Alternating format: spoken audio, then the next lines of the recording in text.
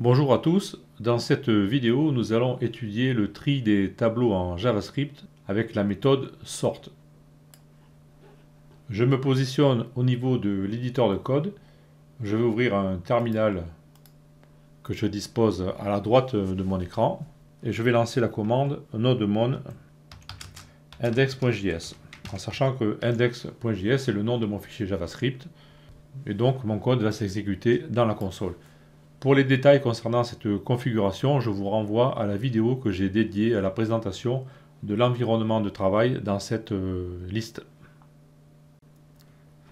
Pour démarrer, je vais créer une variable qui va contenir le tableau que nous allons trier. Donc, je crée ceci et ensuite je vais créer un premier tableau, comme ceci, avec des noms. Et je vais dans un premier temps afficher ce tableau avant le tri. Pour cela, je vais faire un console log du tableau original en l'affichant, comme ceci. Et ensuite, je vais faire un deuxième console log. Donc je duplique cette ligne. Ici, je vais marquer tableau trié. Et je vais donc appliquer la méthode sort à notre tableau. Je vous rappelle que la méthode sort, c'est la méthode qui est utilisée dans JavaScript pour trier les tableaux. Donc je retourne ici. J'enregistre mon fichier et étant donné que j'ai lancé nodemon ici à droite dans la console, le code est exécuté immédiatement et je vois donc le résultat qui s'affiche. J'ai le tableau original Maurice, Adrien, Paul, Bernard et ensuite j'ai le tableau trié Adrien, Bernard, Maurice, Paul. Je vois que apparemment tout est trié dans l'ordre alphabétique. Pour l'instant, ça se passe bien. Maintenant, nous allons créer une deuxième valeur de ce tableau, comme ceci, avec des chiffres. Je vais donc commenter le premier tableau que je vais garder comme référence, ici. Et je vais regarder le résultat que j'obtiens. J'enregistre mon fichier, et maintenant je vois que mon tableau trié, ça semble être correct. Je vois 1, 3, 3, 4, 5, 8. Donc apparemment mon tri fonctionne. Donc à partir de maintenant, je pourrais me dire, eh bien c'est bon, voilà comment on procède, le tutoriel est fini. Mais manque de chance, ça ne fonctionne pas aussi bien dans la réalité. Je vais reprendre le tableau avec les noms. Donc ici, celui-là, je le commente. Je duplique cette ligne et j'enlève le commentaire. Ici, vous avez bien compris que j'utilise la même variable et que je change à chaque fois sa valeur. Je vais mettre un P majuscule à Paul. J'enregistre. Et là maintenant, je regarde le résultat. Et là, premier problème, je vois que Paul vient se mettre au début, au lieu de se mettre à la fin comme j'aurais pu le supposer. Donc là, c'est un premier problème. Maintenant, je vais commenter cette valeur du tableau. Je vais dupliquer encore une fois. Je vais enlever le commentaire ici. Et cette fois-ci, je vais remplacer le 8 par 18. J'enregistre. Et là, nouvelle surprise, je vois que le 18 vient se mettre ici, alors que j'aurais pensé qu'il aurait pu se mettre à la fin. Pour comprendre pourquoi cela fonctionne de cette façon, il faut se reporter à la documentation, et ici on nous dit que par défaut, le tri s'effectue sur les éléments du tableau convertis en chaîne de caractères et triés selon les valeurs des unités de code UTF-16 des caractères. Par contre, si on continue un petit peu dans la documentation, on va apprendre un petit peu plus bas qu'on a la possibilité de faire passer une fonction de comparaison à notre méthode sort. Et à ce moment-là, c'est cette fonction qui va gérer l'ordre du tri. Et c'est ce que nous allons continuer à voir en suivant. Je retourne dans le code et nous allons passer la fonction à notre méthode. Je fais un petit peu de place ici pour qu'on y voit un petit peu plus clair. Je me positionne à l'intérieur de l'appel de la méthode ici et je vais créer une fonction à l'intérieur, comme ceci. Voici la fonction. C'est une fonction fléchée, mais une fonction ordinaire conviendrait aussi. Si vous n'êtes pas familier avec les fonctions fléchées, vous pouvez consulter la vidéo que j'ai créée sur ce sujet dans cette playlist. Nous allons utiliser la fonction fléchée. Je vais ici l'organiser comme ceci pour qu'on voit mieux le contenu. Cette fonction devra recevoir deux paramètres. Par convention, on va les nommer A et B. Mais bien sûr, vous pouvez les nommer comme vous voulez, puisque ce sont des références. Et ensuite, tout se passera à l'intérieur de la fonction. Ici, nous allons avoir le corps de la fonction. Je peux le matérialiser comme ceci. Et dans un premier temps, nous allons afficher les valeurs qui sont passées pour voir comment cela fonctionne. Pour que notre fonction soit plus facile à lire, je vais réorganiser le code un petit peu, comme ceci. Voilà, la fonction que je passe à la méthode sort, elle est ici. Le tri en lui-même, il est ici. Le reste, c'est un console log. Donc ce qui nous intéresse, nous, c'est le contenu de cette fonction que nous allons étudier. Nous allons enregistrer le fichier et regarder ce qui se passe. Donc j'enregistre. Et ici, je vois le résultat. Alors j'ai toujours tableau original, mon tableau de départ. Tableau trié, mais cette fois-ci, il est identique, puisque étant donné que j'ai passé une fonction à la méthode sort, c'est cette fonction maintenant qui doit gérer le tri, et pour l'instant, je ne lui ai rien dit de faire, à part afficher les paires A et B. Donc c'est logique que pour l'instant, mon tableau ne soit pas trié. Par contre, j'ai une information sur les paires qui sont utilisées. Je le vois ici. Dans le premier cas, nous avons 3 et 5 pour A et B. On le voit ici. 3 est ici et 5 est ici. Donc, il a pris A ici et B ici. Ensuite, nous avons 18 et 3. 18 et 3. Donc, A égale 18, B égale 3. C'est comme ça qu'il procède. Ensuite, 4 et 18. 1 et 4. 3 et 1. On voit les paires qui ont été sélectionnées. Mais pour l'instant, bien sûr, ma fonction n'a rien fait puisqu'on n'y a rien dit de faire. Pour savoir ce que la fonction de comparaison doit faire, on va revenir à la documentation. Ici, on va descendre un petit peu. Et donc, on a appris tout à l'heure qu'il fallait passer une fonction de comparaison à notre méthode. Et le résultat est décrit par ici. Étant donné qu'on va comparer deux valeurs, A et B, on dit que si la fonction de comparaison A et B est inférieure à 0, c'est-à-dire que si le résultat renvoyé par la fonction, car cette fonction doit renvoyer un chiffre, donc si ce chiffre est inférieur à 0, c'est-à-dire s'il est négatif, on va trier A avec un indice inférieur à B, comme c'est expliqué ici. Maintenant, si la fonction renvoie 0, c'est-à-dire si les éléments sont égaux probablement, on laisse A et B inchangés. Et ensuite, si la fonction de comparaison entre A et B renvoie un résultat positif, c'est-à-dire supérieur à 0, alors à ce moment-là, on va trier B avec un indice supérieur à A. Pour mieux comprendre, ici, je vais vous demander de consulter ce petit schéma. Ici, on a un tableau imaginaire, avec les valeurs 3, 8, 2, 35, 1, 15, 4, 2, 9 et 6. Et on a vu que lorsqu'il effectuait le tri, il prenait le A à droite ici et le B à gauche. Il compare comme ça. C'est ce qu'on a vu tout à l'heure en faisant un résultat ici.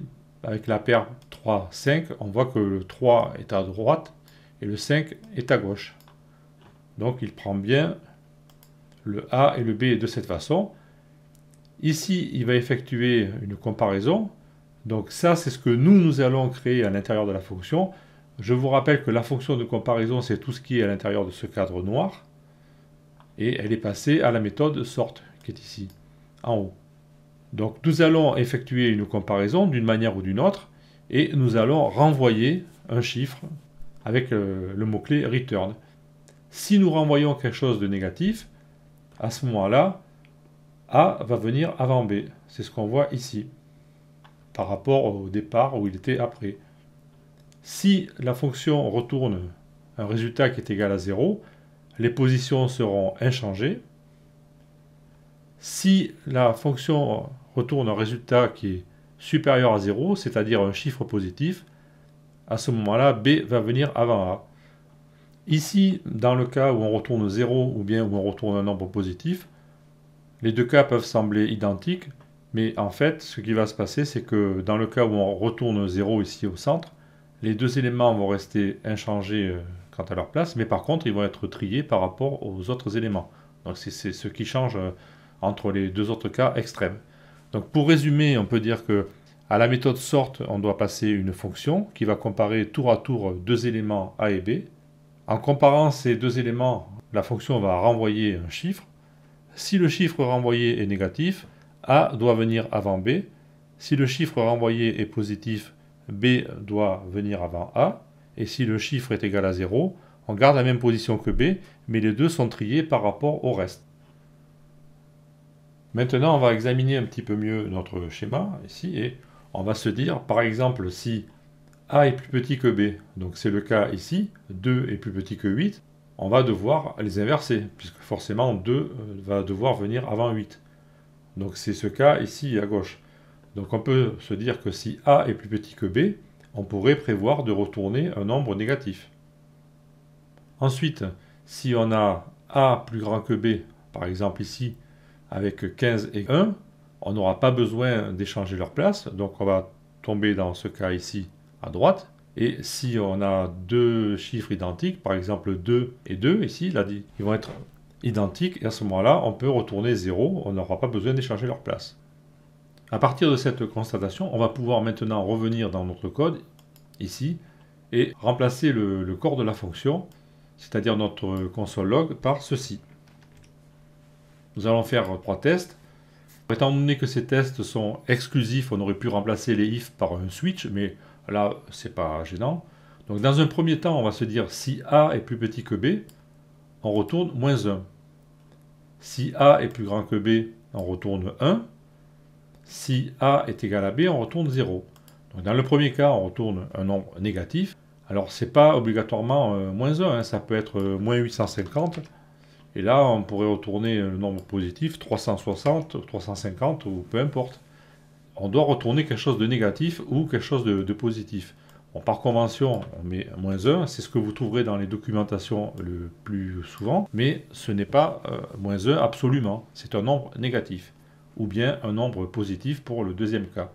Par contre, dans le dernier cas, c'est toujours 0 en cas d'égalité. Je vais enregistrer le fichier, et maintenant je vois que mon fichier est trié correctement.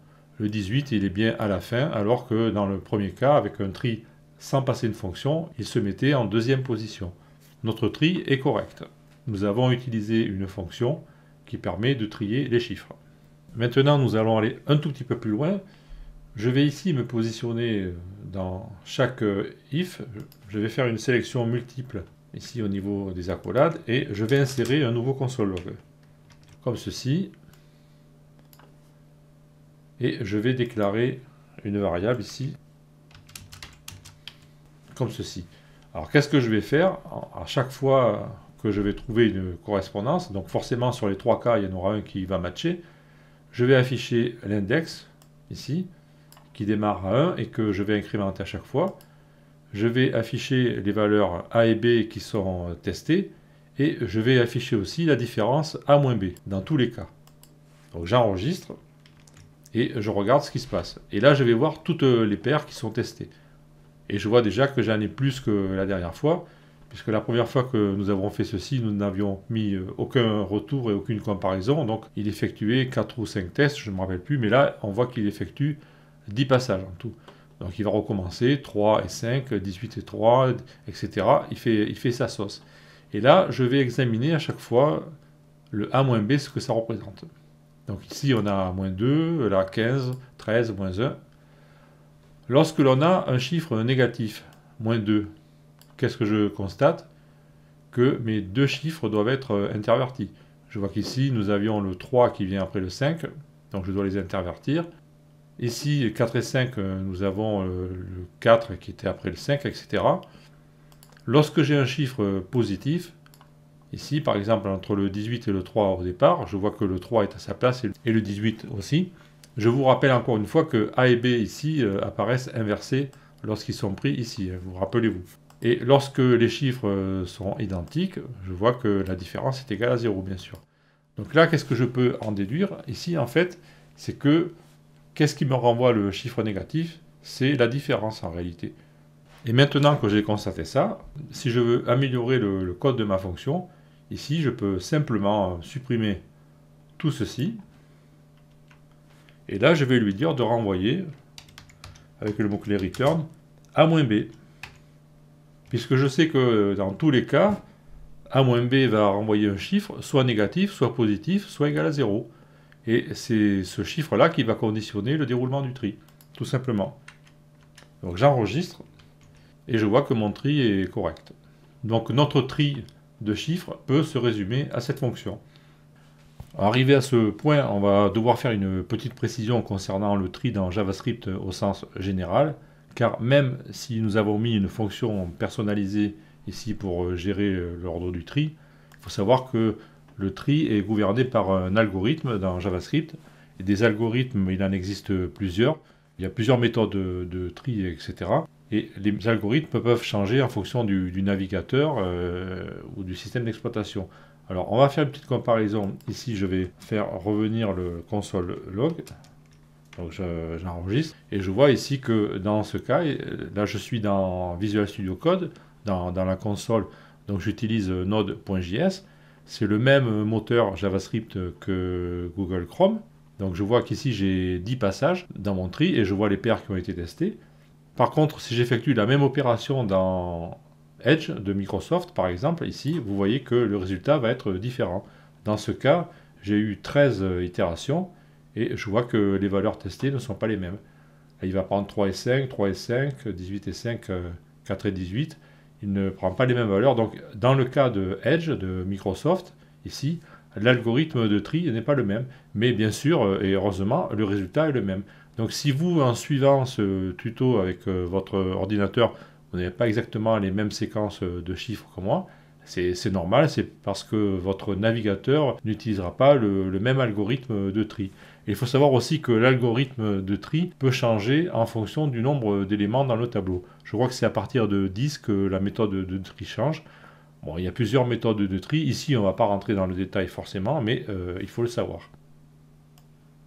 Maintenant que nous avons créé une méthode simple afin de trier les nombres, nous allons utiliser le même raisonnement afin de créer une autre méthode pour trier les chaînes de caractères sans tenir compte des différences entre les majuscules et les minuscules.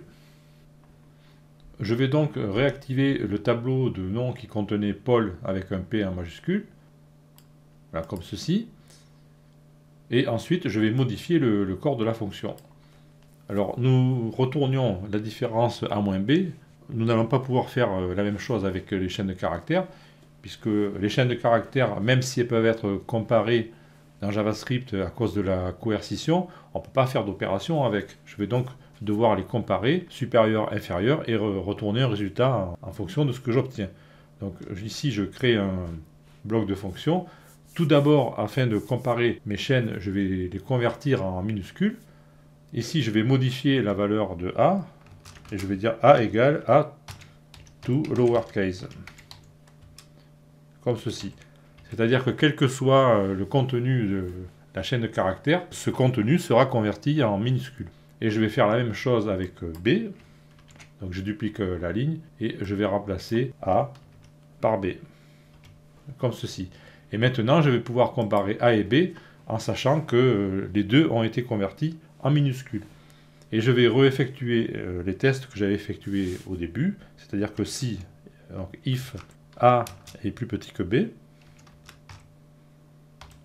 à ce moment-là, je renvoie -1, donc je corrige ici, return -1, comme je suis feignant, je vais dupliquer la ligne, si A est plus grand que B, je vais retourner 1, et je duplique encore une fois, et si A est égal à B, je retourne 0, tout simplement. J'enregistre, et maintenant je vois que le résultat de mon tri est correct. Paul a trouvé sa place à la fin de la liste après Maurice. On a bien A, B, M et P. L'ordre orthographique est respecté. Si je rajoute ici Henri avec une majuscule, par exemple, si j'enregistre, le Henri va bien se mettre entre Bernard et Maurice, et peu importe qu'il ait une majuscule ou pas. Donc ici, nous avons créé une fonction pour trier les chaînes de caractères. Et bien sûr, pour être précis, je rajoute que même si ici j'avais converti mes éléments en minuscules pour les comparer, le tableau n'a pas été modifié, les éléments n'ont pas été modifiés dans le tableau, hein, il faut le savoir. C'est juste pour faire le test que j'ai modifié les éléments. Il faut savoir aussi que la méthode sort ne renvoie pas un nouveau tableau, elle écrase le tableau existant. C'est-à-dire au début je lui passe un tableau tab ici qui a une certaine valeur et le tableau tab est modifié. Il n'y a pas de tableau qui est créé, contrairement à certaines fonctions de JavaScript qui renvoient un nouveau tableau. Ici on écrase le tableau existant. Voilà, nous avons vu dans ce tutoriel comment on pouvait utiliser la fonction de tri dans JavaScript. Pour terminer, on va faire un petit exercice afin de trier un tableau en 2 dimensions. Je vais commenter tout ce code ici afin de le garder en tant que référence, comme ceci. Et maintenant, en dessous, je vais coller un tableau que j'ai préparé, que voici. Il s'agit d'un tableau à 2 dimensions dont les éléments sont des objets JavaScript. Et nous allons trier ce tableau en fonction ici de la propriété marque et ensuite en fonction de la propriété kilométrage. Je vais donc appliquer la méthode sort à mon tableau. Donc on y va, comme ceci. Et à la méthode sort, je vais appliquer une fonction à laquelle je passerai mes 2 éléments de contrôle du tri. Pour changer, ici, je vais mettre une fonction avec le mot-clé fonction, une fonction traditionnelle. Comme ça, ça vous montrera qu'on peut utiliser aussi ce genre de fonction, tout comme les fonctions fléchées. Et bien sûr, à ma fonction, je lui passe les 2 paramètres A et B. Comme ceci. J'ai décidé que j'allais effectuer la première partie de mon tri sur la propriété marque, qui est une chaîne de caractères. Étant donné que nous pouvons avoir des caractères majuscules et minuscules, avant de faire la comparaison, je vais devoir convertir à chaque fois mes 2 valeurs A et B avec la fonction toLowerCase pour les mettre en minuscules. Je pourrais aussi bien utiliser toUpperCase, c'est un choix. L'important c'est qu'au final, les 2 chaînes de caractères soient au même niveau de casse de caractères pour être comparées. Pour faire ceci, je vais créer 2 variables intermédiaires dans la fonction. Donc je me place ici dans le corps de la fonction et je vais déclarer 2 variables en fonction de A et B. Je vais les appeler par exemple A-Low, comme low caractère. Et je vais appliquer à l'objet A, qui sera traité, pour sa propriété marque, la fonction toLowerCase. Comme ceci. Et je vais effectuer la même chose pour la variable B. Donc je duplique cette ligne ici et je remplace A dans les 2 cas par B. Comme ceci. Donc maintenant, je dispose de 2 variables pour effectuer la comparaison. Ensuite, je vais poser mes conditions. Ici, je ne peux pas utiliser la fonction return A-B, puisque les chaînes de caractères, même si on peut les comparer par rapport à leur code Unicode, on ne peut pas faire des opérations avec. Je vais donc devoir effectuer les 3 tests. Le premier test, c'est if A-Low inférieur à B low. J'ai fait attention de ne pas me tromper en écrivant. Et là, j'aurai un résultat. Je vais dupliquer 2 fois cette ligne. Je vais faire un petit peu d'espace pour que ça soit plus clair à voir. Ensuite, j'aurai la condition A low supérieur à B low. Et finalement, j'aurai le cas d'égalité. Comme ceci. Voici les 3 conditions que je vais devoir gérer et répondre ici avec le mot-clé return. Comme on l'a vu précédemment, ici dans le premier cas, il suffit de répondre return-1, comme ceci. Dans le deuxième cas, il suffit de répondre return 1. Et maintenant, le troisième cas va être un peu plus particulier. Le troisième cas va représenter l'égalité entre les marques, donc entre les chaînes de caractères.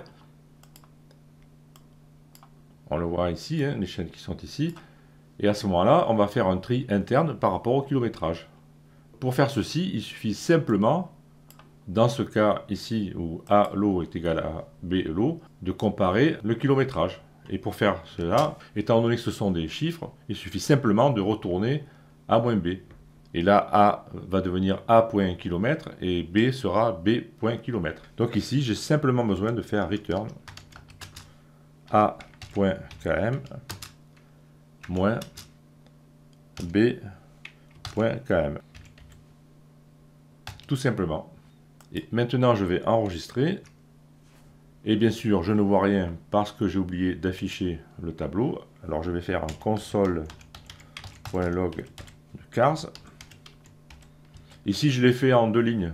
Rappelez-vous que tout à l'heure, j'avais tout fait dans un console log ici, c'est-à-dire le console log et le tri en même temps. Bon, mais là, je fais d'abord le tri ici et je fais le console log après ça. Le résultat est le même. J'enregistre. Et donc maintenant, je vois que mon tableau est trié au niveau des marques.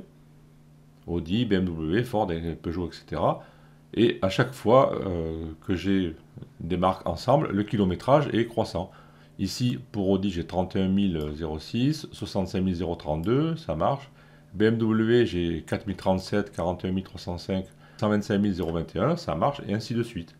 Et je vois que si, au niveau des chaînes de caractères, j'ai des majuscules ou des minuscules, ça n'interfère pas au niveau du tri. Le tri reste constant. Voilà comment ça fonctionne si on veut trier un objet sur plusieurs niveaux. Alors une chose que je ne vous ai pas signalé, bien sûr, dans tout ce qu'on a fait, on effectuait des tris croissants. Imaginons si on voulait trier dans l'ordre inverse, il suffirait de renverser les conditions. Par exemple ici, si je mets supérieur et ici, si je mets inférieur, bien sûr la condition égale ne change pas. Si j'enregistre, je vais avoir un tri inverse.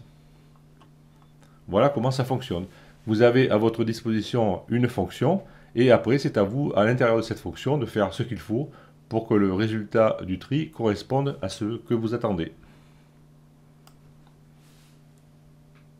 Voilà, cette vidéo est maintenant terminée. Je vous remercie pour votre attention. J'espère que cette série consacrée à des aspects isolés de JavaScript vous plaira et je vous donne rendez-vous dans de nouvelles vidéos. À bientôt.